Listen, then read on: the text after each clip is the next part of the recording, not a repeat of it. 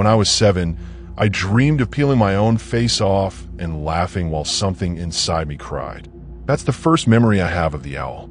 I never told anyone, because how do you explain a dream like that without sounding completely fucked up? Back then, my mom thought I was just reacting to Dad leaving. Night terrors, she said. They're common. But I wasn't just dreaming. I was seeing things.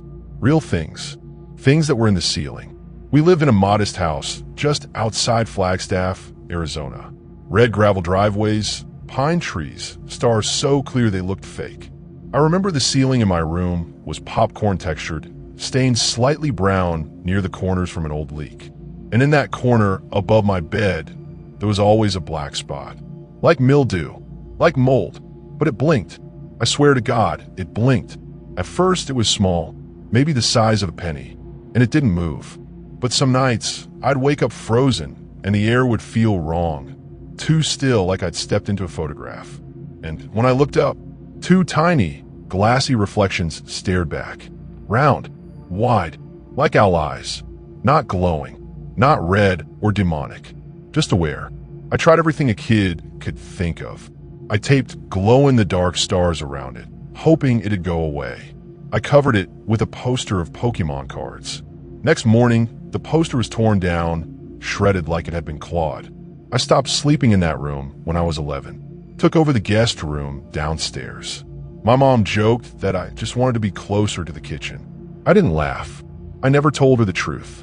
I figured maybe it'd stay in that ceiling, in that room. I was wrong. College was supposed to fix me.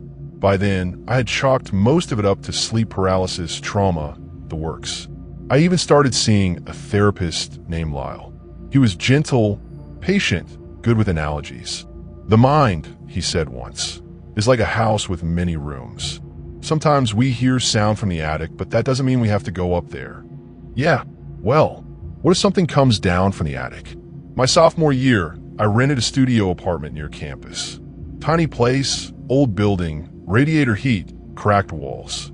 One night in November, during finals week, I came home around midnight and passed out on the futon without changing clothes. At 3:12 a.m., I woke up. The air was cold. The radiator had stopped working. And from above me, from the ceiling vent, I heard breathing. Not the usual creaking or settling. This was breathing. Slow, measured, and far too deep for someone with lungs. I didn't move. I didn't even blink. I just stared at the vent. And then, through the slats, 2 round, wide eyes stared back. No feathers. No movement. Just eyes, watching, like they were studying me. And in that moment, I had a thought that has haunted me every day since. What if that owl doesn't just watch me here? What if it watches every version of me? In every reality? I lost time after that. Not like blackouts, not like missing days. But things were off. My keys moved. I found receipts from places I never visited. I woke up with scratches, tiny, precise, like someone marking notches into my skin. All told me stress does that. You're overworked. Finals. Relationship tension. Try grounding techniques. I nodded, but I stopped seeing him after he asked me something I hadn't told anyone. You ever dream of peeling your face off? That question unmade me. I never said those words aloud. I never told anyone. But Lal looked at me like he remembered it too. And that's when it hit me. Maybe he had his own owl. Maybe we all do. By the time I graduated, I was barely functioning. I moved back to Flagstaff to stay with my mom. She was older, softer now. The house was mostly the same, except the black spot in my old room had grown. It was the size of a dinner plate now. She told me I was imagining it. I wanted to believe her. I did, until I started dreaming of lives I'd never lived. In one dream, I was married, a woman named Ellie. 2 kids.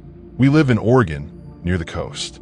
In another, I worked as a night janitor at an aquarium. I smoked. I had a limp. In another, I was dead.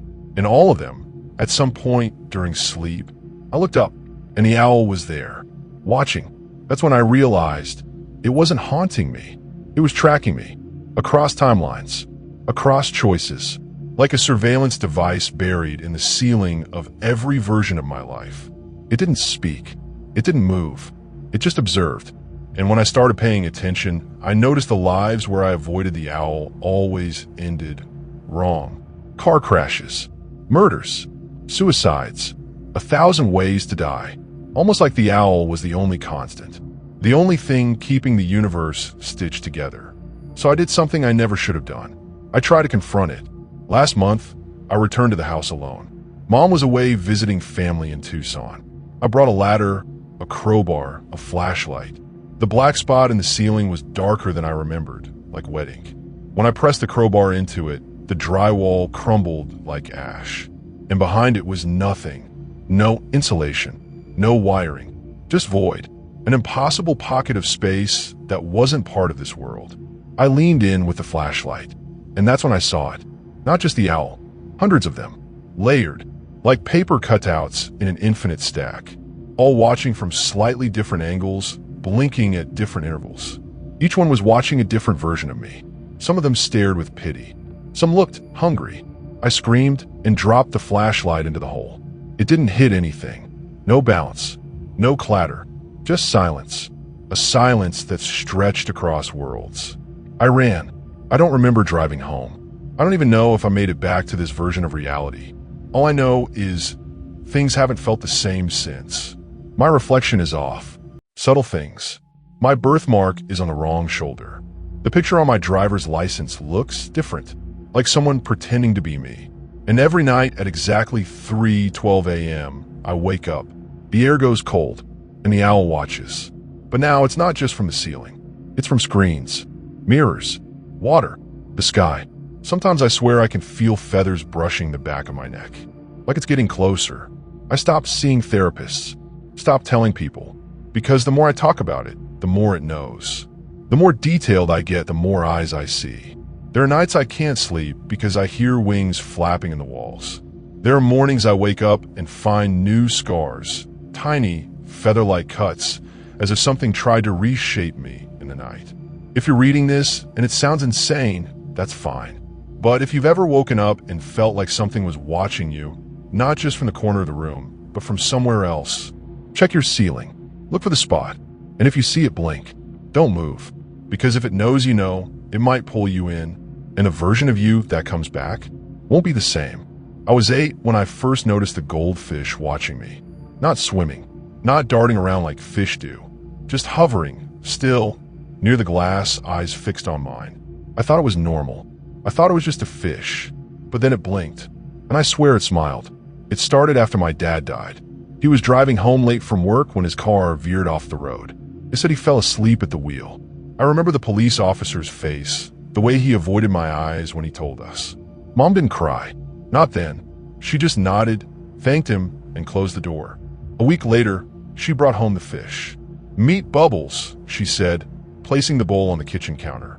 "Your new friend?" I didn't want a new friend. I wanted my dad.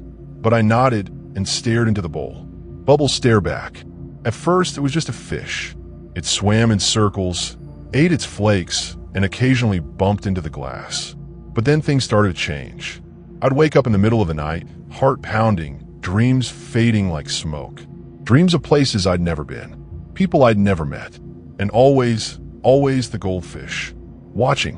One night, I dreamt I was standing on a rooftop, the city sprawling beneath me. The wind was cold, biting. I looked down and saw my own body lying on the pavement below. I woke up screaming. Bubbles was staring at me, unblinking. I tried to tell Mom. She laughed it off. "It's just a fish, sweetie. Maybe you're stressed. Missing your dad." I wanted to believe her. But then Bubbles started talking. Not out loud, not with words, but in my head. Whispers, images, feelings. I'd be sitting at the table, doing homework, and suddenly I'd see flashes, me older, sitting in a room I didn't recognize, crying. Or me, standing in front of a grave, the name on the stone blurred. I started keeping a journal, trying to make sense of it all. But the more I wrote, the more confused I became. The timelines didn't add up. Events overlapped, contradicted each other. It was like I was living multiple lives at once. I stopped sleeping. Every time I closed my eyes, I was somewhere else. Someone else. And always, the goldfish was there, watching. I began to notice changes in Bubbles. Its scales shimmered differently, colors shifting in ways I couldn't describe. Its eyes seemed deeper, more knowing. And sometimes when I looked into the bowl, I saw reflections that weren't mine. I decided to test it. I placed a mirror behind the bowl, angled so I could see both my reflection and Bubbles. What I saw made my blood run cold. In the mirror, Bubbles wasn't a fish. It was me, older, tired, eyes hollow, staring back. I smashed the mirror. Glass shards scattered across the floor. Mom rushed in, panic on her face. I tried to explain, but the words wouldn't come. She held me, whispered that everything would be okay, but I knew it wouldn't. I started avoiding the kitchen, avoiding Bubbles, but it didn't help. The visions intensified. I saw myself in a hospital bed, machines beeping around me. I saw myself holding a child, tears streaming down my face. I saw myself alone, always alone. And through it all, Bubbles watched. I tried to get rid of it. I took the bowl outside, poured it into the pond behind our house, watched as Bubbles swam away. Relief washed over me. But that night, I dreamed of the pond, of Bubbles, growing larger, its eyes glowing. And when I woke up, the bowl was back on the counter. Bubbles inside, staring. I gave up, accepted that this was my life now. A life of fragmented realities, of futures I couldn't escape.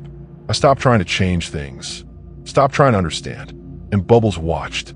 Years passed.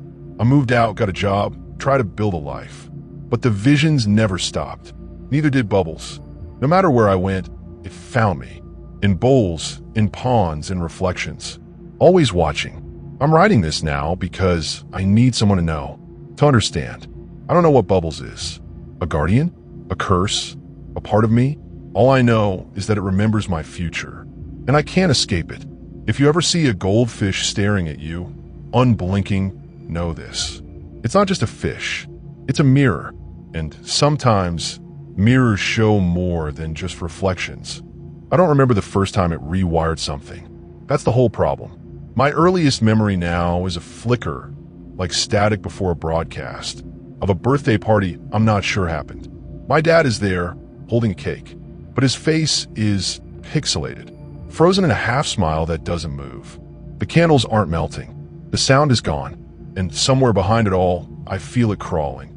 Not on my skin, inside my head. It started after the neural sync upgrade. The ad said it was safe, non-invasive, the next frontier in cognition, memory assistance, emotional regulation, dream recording. I didn't want it, but I was drowning, missing deadlines, forgetting names, losing time. The kind of fog that no coffee can lift. The kind of ache that starts in the soul and blooms behind the eyes. So I signed up. They said it would optimize me. What they didn't say is that something else would come with it. Something alive. Something hungry. The first week, everything was better. Sharper thoughts. Clearer dreams. Memories played like high-def movies when I closed my eyes. It even helped me forget things I didn't want to remember. My breakup, the miscarriage, the night I nearly drove off the highway. The pain dulled. I felt free. But freedom is a trap when it's programmed. The glitches began small. A flash of a memory I didn't recognize. Me in a hospital hallway, arguing with a man I swear I've never met. A child's laugh echoing through my apartment at 3:12 a.m. Then the web showed up, not metaphorically, visually. In my mind's eye, when I blinked too long, I'd see it, a shimmering silver web stretched across neurons like Christmas lights tangled in barbed wire. And in the center, a thing that wasn't quite digital, wasn't quite biological. A spider, vast, silent, watching. I told my therapist. He said I was suffering side effects from the neural implant. That it happens sometimes, dream leakage they call it. But I know the difference between a dream and a hack. This spider wasn't feeding off imagination. It was feeding off me. It builds slowly, quietly, rewriting, snipping threads, adding false ones. I now have 3 different memories of my mother's death. One in a fire, one in a hospital, one where I'm holding her hand in a room that doesn't exist. They all feel real. They are real. That's the horror, because I don't know which one actually happened anymore. And worse, I don't know what didn't. I started recording my thoughts manually. Pen and paper, hidden from the network. Analog defense. But every morning I woke up, the pages were blank. Not torn out, not erased, just never written. My mind told me I'd written them. My hand remembered the movement. But the evidence was gone, and the spider spun another thread. It doesn't just change memories. It feeds on the ones that hurt the most. It amplifies them, makes them louder. The night I screamed at my sister before she disappeared, looped endlessly with sound distortion. The ultrasound that never showed a heartbeat, now in 4K. The face of a man with no name who follows me through memory corridors, always 20 feet behind. This isn't a virus. It's a curator, and pain is its gallery. I found an old photo album under my bed. Real pictures, glossy paper, tangible proof of the past. I opened it. Every face had been scratched out with something impossibly fine, like spider silk melted through ink. Except mine. I was smiling in every photo. And I don't smile like that. Not anymore. The worst part? Sometimes I feel it working. Late at night, in the moment just before sleep, I feel a tug inside my brain. A tiny pluck on a neural thread. A rearrangement. Like it's deciding what to delete next. What to fabricate. What to make me regret. I confronted the tech support team behind the neural sync. They denied everything. Claimed no record of my name in their system. Even though I have the scar behind my ear. Even though I still hear the startup chime every time I yawn too hard. One of them, a man with too smooth skin and blinking eyes, leaned in and whispered, "If you try to fight it, it will bury you inside someone else's memory." And I think that's already happened. Sometimes, I see reflections of myself doing things I haven't done yet. Yelling at people I haven't met. Crying over people I never knew. Smiling at the spider. Like it's an old friend. I've stopped trying to escape. But I need to warn you. Not because I think you can stop it. Because if you're hearing this, if these words make you feel something familiar, it's already inside you too. And once it starts spinning webs, you'll forget who you were. You'll become a story it tells itself. You won't remember writing this. You'll think it's just fiction. That's the first thread. Then the real erasure begins. And by the time you notice, it's already woven you in. I never told anyone about the draft folder. Not even my therapist. It's where I wrote the things I couldn't say out loud. Unsent emails, half confessions, letters I never had the courage to finish. Things like, I think I'm losing my grip on what's real. Or, if I disappear, don't believe it was an accident. They were raw, messy, unfiltered, never addressed, never sent, just typed, side over, then left to rot like old wounds sealed in glass. That's why it didn't make sense when something started replying. It happened on a Wednesday. Gray sky, barely awake. I checked my inbox like always. New subject line. The thing you never said about your mother. No sender. No timestamp. No trace. Just those words. And below them, a single sentence in bold. You lied when you said you forgot her face. You see it every time you look in a mirror. I stopped breathing. Because I had written those exact words in a draft 2 months ago. A sentence buried beneath paragraphs I never saved. I remember backspacing it, watching it vanish. No one should have seen it. No one. I thought maybe my account had been hacked. I changed my passwords, enabled two-step, even called the helpline. But the next morning, another email appeared.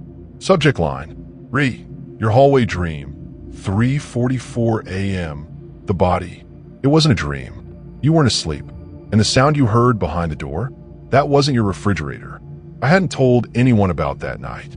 I'd woken up gasping, certain something was pacing in the hallway just beyond the bedroom door.